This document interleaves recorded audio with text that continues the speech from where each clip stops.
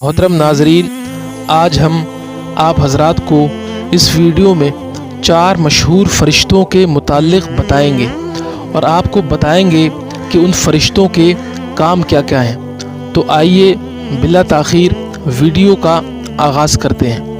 محترم ناظرین، فرشتے نوری جسم کی مخلوق ہیں۔ اللہ تعالیٰ نے انہیں نور سے پیدا کیا ہے اور ہماری نظروں سے پوشیدہ کر دیا ہے، چھپا دیا ہے، اور انہیں ایسی طاقت دی ہے کہ جس شکل میں چاہیں ظاہر ہو جائیں۔ فرشتے حکم الہی کے خلاف کچھ نہیں کرتے۔ یہ ہر قسم کے صغیرہ و کبیرہ گناہوں سے پاک ہوتے ہیں۔ کسی فرشتے کی ادنا سی گستاخی بھی کفر ہے۔ اب آپ حضرات کو 4 مشہور فرشتوں کے بارے میں بتاتے ہیں۔ محترم ناظرین، 4 مشہور فرشتوں میں ایک حضرت جبرائیل علیہ السلام ہے، جو تمام فرشتوں کے سردار ہیں۔ حضرت جبرائیل علیہ السلام کا مرتبہ، حضرت جبرائیل علیہ السلام کی شان بہت بلند ہے۔ حضرت جبرائیل علیہ السلام کا کام ہوا چلانے، لشکروں کو فتح و شکست دینے، عذاب نازل کرنے، کفار و سرکش بادشاہوں کو ہلاک کرنے، بارگاہ الہی میں حاجتیں پیش کرنے کا ہے، اور انبیاء کرام کی بارگاہوں میں، نبیوں کی بارگاہوں میں وحی یعنی اللہ کا پیغام، اللہ کے حکموں کو پہنچانے پر مقرر ہیں۔ اور دوسرے فرشتے حضرت میکائیل علیہ السلام ہیں۔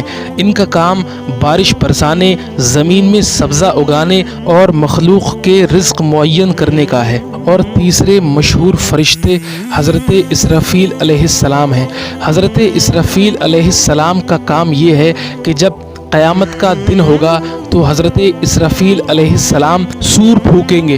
سور دراصل سینگ کی شکل کی ایک چیز ہے۔ جب قیامت کے دن حضرت اسرافیل علیہ السلام اس سور میں پھونک ماریں گے تو اس کی آواز اتنی سخت، اتنی خطرناک اور اتنی تیز ہوگی کہ اس آواز سے دنیا کے تمام لوگ ختم ہو جائیں گے، یہاں تک کہ حضرت اسرافیل علیہ السلام بھی ختم ہو جائیں گے۔ صرف اللہ تبارک و تعالیٰ کی ذات باقی رہے گی۔ اللہ پاک پھر سب کو زندہ فرما دے گا۔ اور حضرت اسرافیل علیہ السلام کا کام جانوروں میں روح پھونکنے اور آپ لوح محفوظ پر بھی مامور ہیں۔ اور حضرت جبرائیل اور حضرت میکائیل اور حضرت عزرائیل علیہ السلام کو احکام الہی بھی پہنچاتے ہیں۔ اور روایت میں آتا ہے کہ رات کی 12 ساعتوں میں 12 اذانیں کہتے ہیں۔ ہر ساعت کی علیحدہ اذان ہے۔